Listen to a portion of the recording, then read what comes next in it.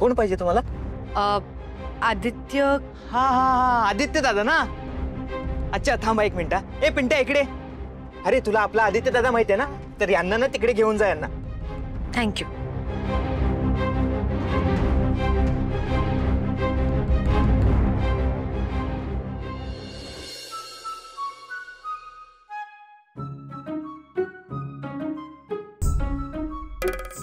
Sorry बोल. किती वेळा सॉरी बोलायचं सांगा ना. किती वेळा सॉरी बोलू. किती वेळा बोलायचं सांगू. सांगा. करा करतात का कुणी. सांगा ना मला. किती वेळा सॉरी म्हणलं सांगा. सांगा मी किती वेळा सॉरी. किती वेळा सॉरी म्हणलं. इतकं कुणी रागवतं का. सांगा ना मला. मला तुमचं काय बेकायचं सांगा. आदित्य दादा. किती किती विश्वास माझं रागवत बसतं काच.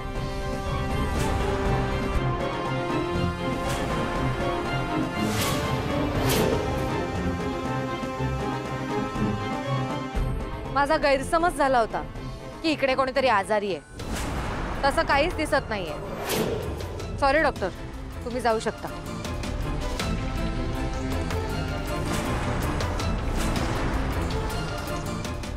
आई ये ना आते हैं. मालकीन बाई या ना.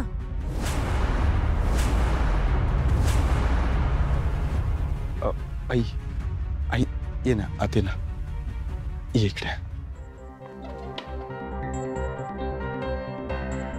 बस. तू आईला मालकीण बाई का बोलतेस? आधी कोण आलंय र? आजी माझी आई. आई समान मालकीन बाई आल्या. माझे धनी यांच्याकडेच नोकरी करते.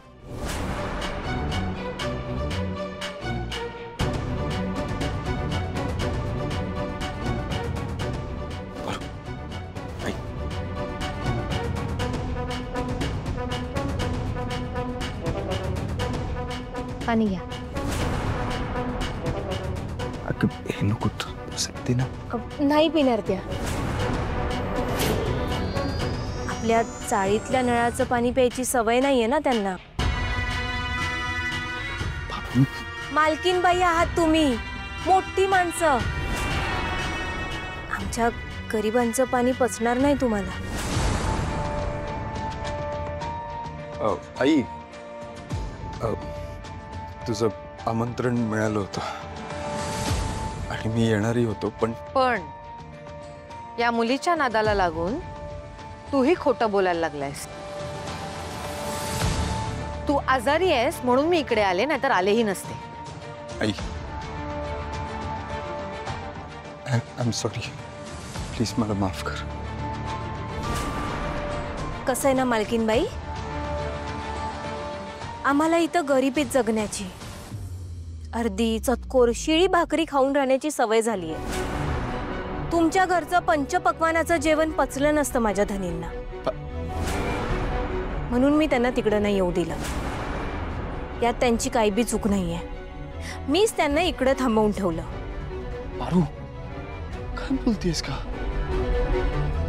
मी लहानपणापासून त्याच घरातलं अन्न खाऊन वाढलोय. हो ना, त्याच घरात, ज्या घरानं तुम्हाला हकलून दिलं, तुमच्या तोंडावर दार बंद केलं. पारू, माफ करा धनी, पण तुमचा झालेला अपमान मी आयुष्यात नाही विसरू शकत. पारू, आपण बोलूया नंतर.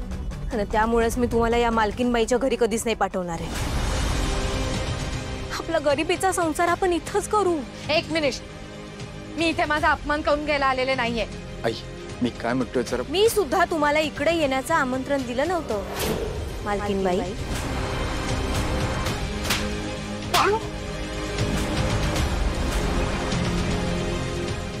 असं बोलायचं? आदित्य, तू इकडे राहून अगदी गुंडासारखा वागायला लागलायस रे. स्त्रियांवर हात उगारायचा नाही, ही बेसिक संस्कार विसरलायस तू. नाही, तू माझा आदित्यच राहिलेला नाहीस.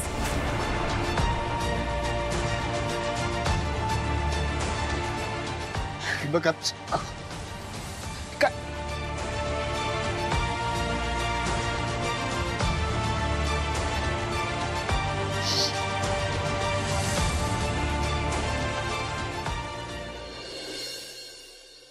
बाबा, हो मग आई कुठे आहे? काय रे काय काम होतं? हा ये जरा ऑफिसच्या फाईल आहेत त्यावर त्याची सही हवी आहे.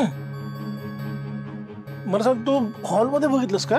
हो मी हॉलमध्ये बघितलं तिथे नाहीये. मग म्हटलं इथे असेल म्हणून इथे आलो तर इथे पण नाहीये. अरे मग कुठे गेली असेल ही? हे म्हणजे तसंच जर का महत्वाचं काही काम असेल तर सांगून जाते, न सांगता कधीच नाही गेले आजपर्यंत.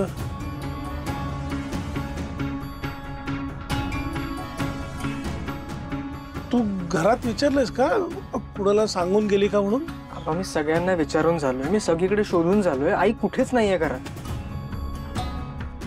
पण मी जरा परत व्यवस्थित बघतो, बाहेर असेल कदाचित. बघ बघ. मी आलो. आत्ता कुठे गेली असेल ही?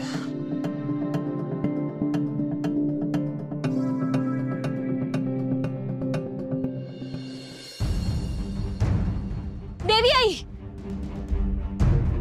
देवी आई, देवी आई, देवी आई, देवी आई, आज लई मोठं पाप केलंय मी. तुमचा अपमान केला, तुमच्याशी नको त्या भाषेत बोलले मी, आणि त्यासाठी देव मला कधीच माफ नाही करणार. उठ. तू माझा मुलगा माझ्यापासून दूर घेऊन गेलीस याबद्दल माझा तुझ्यावरचा राग कधीच कमी होणार नाहीये. पण आज माझ्या मुलाने तुझ्यावर हात उगारून माझ्या संस्कारांचा अपमान केलाय. मला कधीच वाटलं नव्हतं की माझा मुलगा एखाद्या स्त्रीशी असं वागू शकेल. देवी आई, तुम्ही प्लीज त्याबद्दल वाईट वाटून घेऊ नका ना. आदित्य सरांनी माझ्यावर हात उचलला याचं वाईट नाही वाटलेलं मला. उलट माझ्यावर हात उचलून त्यांनी तुमच्यावरचं प्रेमच सिद्ध केलंय. मी तुम्हाला वचन दिलं होतं देवी आई, आदित्य सरांना माझ्यापासून लांब करून तुमच्याकडे पाठवेन. मी आदित्य सरांना तिकडं न पाठवून सुद्धा आदित्य सर तुमच्या दिशेनं एक पाऊल पुढे आलेत. तू काय करणार आहेस, कसं करणार आहेस मला माहित नाही, पण एक लक्षात ठेव, आता तुझ्याकडे फक्त 5 दिवस उरलेत. तुम्ही नका काळजी करू देवी आई, तुमचा मुलगा तुमच्याकडे नक्की परत येईल.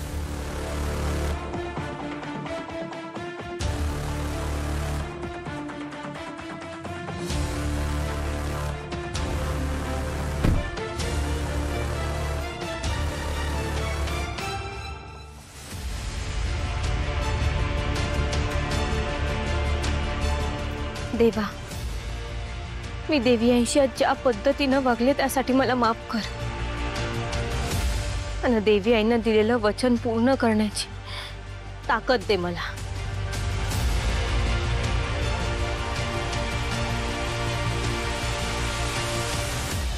नंतर एक पोरगी आली एकदम धीट, आणि ती व्यक्ती म्हणजे अहिल्या वेसकर.